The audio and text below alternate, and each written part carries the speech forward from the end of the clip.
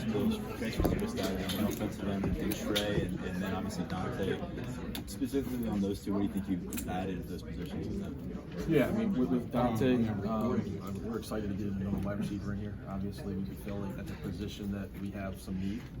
It's a position that impacts the game a whole lot. So we think he's got a ton of experience. He's got a ton of production. And I think it's going to translate very well to our offense. And Trey was Trey Potts. Oh yeah, okay. Yeah, Potts has been really good so far. I think he's going to add a ton of depth to that room. He's a guy, again, a lot of experience, a little bit higher level than Cephas has. That's why he's been in a backup role. Obviously, we've got two really good ones that are here, so he'll at least right now that's where it's probably at for him, but he'll have a chance to compete for a lot of playing time. And I think for us, having a guy like that who I think grew up a Penn State fan, that we didn't really out of high school we weren't in a position where we could take him out of high school to go off somewhere else, have success. Be successful, and then want to come back after that. I think it's exciting for us. It's a thing that in the transfer portal, I think Cephas is kind of a similar situation. Both are Pennsylvania kids that we didn't necessarily go as hard at out of high school, and in reality, watching what they did, maybe they should have been here, and now we're glad that they are here. Very glad. For those who don't know, could you explain, what exactly the role is of the director of player personnel, and how have you kind of adapted to the various changes of college football, especially as it pertains to recruiting?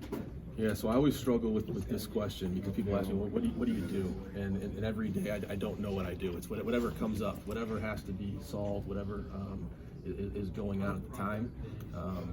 As time has gone on, when I first started in a role that was similar to this, so a recruiting role, it was myself and an administrative assistant. That's all we had as far as off-field members that were in a recruiting role. And you kind of did a little bit of everything. You didn't get as deep in any one thing, but you gave tours, you evaluated film, you did all of those different things. And as time has gone on, it's become, in my role, probably more about management and organization and less about the specific things. We've got an unbelievable recruiting staff that does all of those things: the recruiting, the setting up visits, the graphics. All of those things are really handled by other people on our recruiting staff. I think it's been a big part of our success as we've grown in those areas. Those people are really talented and have been really good for our success here at Penn State. Mention how it's something. What went into the thinking behind the creation of the director of high school relations, and then I don't know if you can talk about the hiring of Bob. I think ultimately that's probably a question for Coach, just because he's probably more equipped to handle exactly what his thought process was with that one. Okay, let me ask you this then. From the time you joined the staff to now, how, or I guess just in the last few years, how has NIL changed the way you, and affect the way you do your job? Yeah, it adds another element to a decision-making process for the kids, and in reality, it's a big element.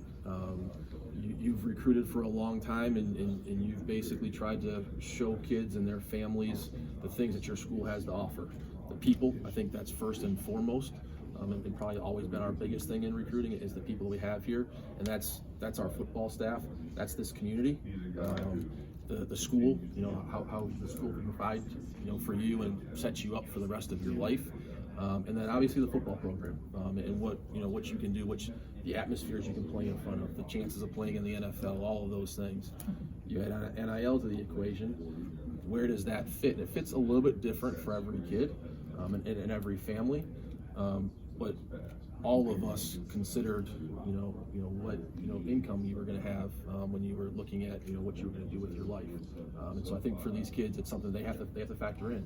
And it's an area that, we're working really, really hard in. I think it's an area that, if we're being honest with ourselves, we were probably behind to start with, and we're doing our best right now to catch up. And I think we've made a lot of progress.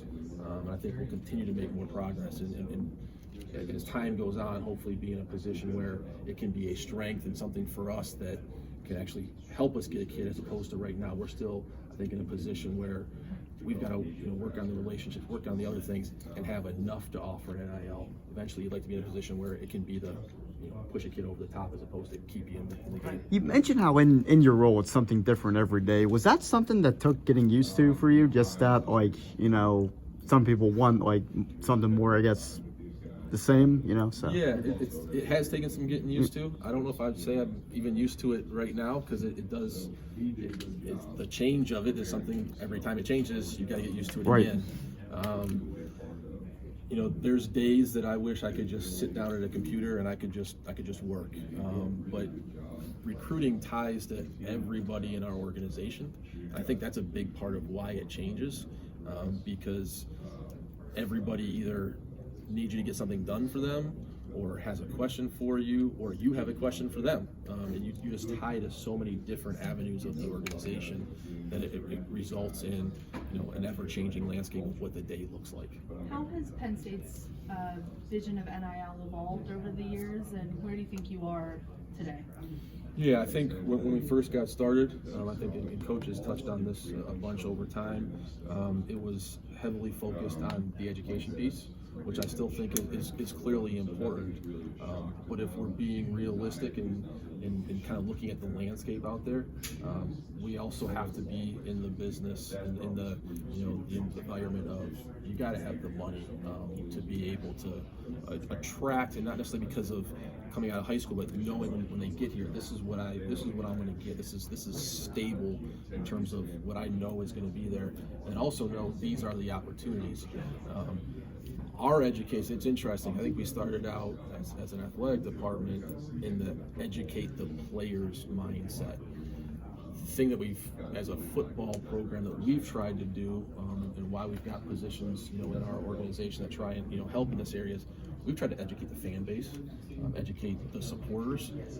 That's actually a big piece of the education, just because of the standpoint of, they've got to understand why it's important. All the avenues that can be good. I think we've been conditioned as a fan base, which is rightfully so, that for, you know, the history of college football, money going to players was a bad thing. That's no longer the case. It's no longer wrong. And educating people on that, I think, is important, and understanding the value that the players bring to this university and this town. I think it's important for people to understand, and to understand that the relationships and the education piece of this. I mean, you look at a guy like Sean Clifford. He started a company, he sold a company. Like, he's an entrepreneur now, and he's playing in the NFL. Like, that's something that, you know, 6 years ago, like 8 years ago when he first got here, whatever it was not an option, and it's not something he would have done. And he's going to be a different, you know, citizen because of what he learned through NIL. So it is the education piece, and it is all those things, but there's an element of money's good too. Are you following what's going on in Washington with the NIL, I guess, discussions, hearings, and would you like to see something standardized regarding NIL? I'd say I'm following it loosely. I can't claim to be an expert on that. Ultimately, we'll give, you know, what we think is our recommendations to Coach Franklin, and then to, you know, our administration, and they'll run up the food chain from there. But that's really not my role, other than just maybe advice, as opposed to having a stance on that one. And your staff moved pretty quickly to bring in Alonzo Ford and Davian Collins on the defensive side. Could you kind of discuss what you saw as a staff and them to